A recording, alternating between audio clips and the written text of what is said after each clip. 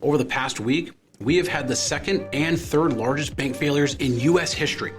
Now, there's a lot that went into those failures, but for those who are either retired or close to retirement, you might have felt a little bit of PTSD like I did because it brought back memories of 2008. Now, to be clear, this isn't 2008. Sometimes it takes a crisis to bring about big changes, and the bigger the crisis, the bigger the changes. After 2008, regulators forced the banking industry to hold much larger amounts of capital to act as buffers. They also forced them to lend more conservatively and be able to demonstrate their ability to deal with tough economic conditions. So this isn't 2008, but it also doesn't feel good either. Before regulators backstopped the deposits at Silicon Valley Bank and Signature Bank, the fear was that the deposits above the FDIC limit would be at risk. Now, even with regulators backstopping those deposits, this event has given people the reminder that risk is real. And the question that we're going to talk about in this video is whether or not your retirement assets are safe. Hey everyone, I'm Johnathan Rankin, the founder and CEO of Theorem Wealth Management, where our goal is to help you maximize your retirement. When it comes to the safety of your retirement accounts, it is very easy to get confused when it comes to risk. When you invest your money into any security, whether that's a stock, a mutual fund, or an ETF, or any other investment, there is risk that is associated with that investment. The risk that we're going to be covering today is what happens if the institution holding your money goes out of business. Let's start out with your workplace retirement plan, whether that's a 401k or a 403b. Most employers don't actually manage their retirement accounts on their own. They typically use what's known as a third-party administrator to do that. These are separate companies like Fidelity, Vanguard, or Principal who administer the plan.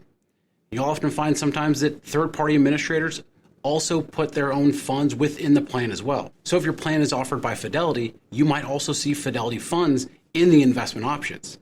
Whether you invest in those Fidelity funds or in funds offered by a completely different fund family within the 401k itself, it's important to know that you are not investing directly into Fidelity or Vanguard or whatever company administers the plan. The security of your assets is protected by the Employee Retirement Income Security Act, also known as ERISA. This act put in a number of safeguards to protect against mismanagement and abuse. What it did was it made it a law that plan assets had to be held in a trust and are separated from assets of the employer, the plan sponsor, the custodian, the trustee, the investment manager, or the advisor on the plan. So they're completely separate for your benefit. They're also protected from any creditors of the employer, the custodian, or the trustee if there was a bankruptcy. Even if you personally filed for bankruptcy, your 401k assets are safe because they are protected by ERISA. So in the event that something happens to the third-party administrator, as long as you're not investing in the third-party administrator's company itself, that's the difference. If inside of your 401k, you are buying the stock of a bank or institution that's also holding that 401k, it might seem more confusing.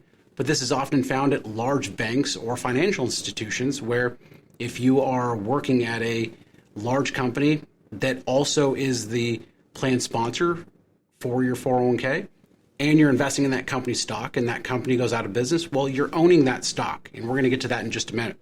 Now, that is for an employer-sponsored plan like a 401k or 403b, but what about retirement accounts that are held at banks or brokerage firms?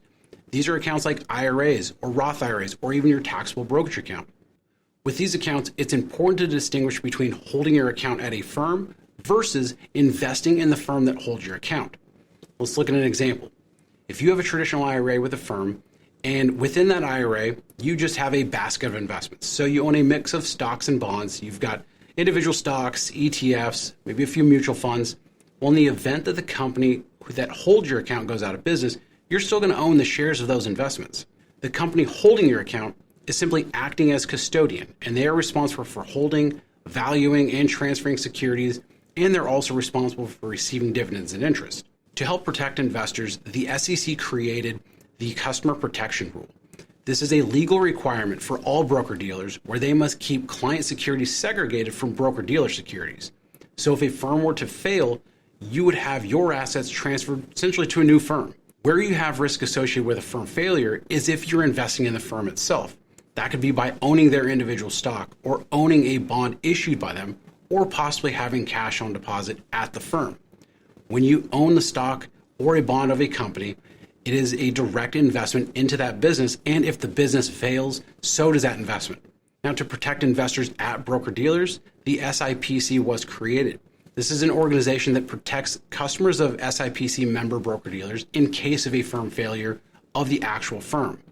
So if a firm closes, the SIPC protects the securities and cash in a customer's brokerage account up to $500,000.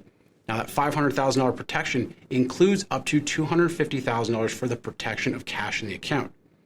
Now, as scary as times like this are, when we see large institutions failing, it can easily lead to thoughts about our own money and whether or not that's safe. I hope this video helps you feel more confident in your retirement investments.